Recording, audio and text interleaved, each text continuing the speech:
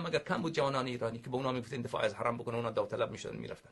چرا اینا رو نفرستادید؟ لا مذهب. این بیچاره چون خونشان ارزان تر بود. چون دنیا نگوید که ایرانی ها اینجا آمده جنگیده، مثلا ما این یک حیله شیطانی که اگر تو آخر تو چی افغانی را بفرستی چی ایرانی را بفرستی، همه میدونن تو فرستادی، این که فرقی نمیکنه.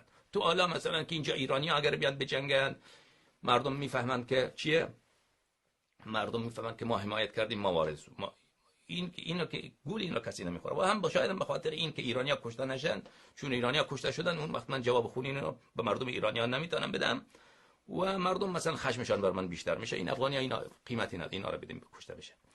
حساب محاسبش همینه دیگه، غیر از این نمیتونه باشه. درسته؟ اما خب جوابش اونجا چی میدن؟ بچه‌های طفل‌های 2 سال که تازه پیدا شدن در شکم مادر، اونا بیچاره باید قیمت اون را بدن.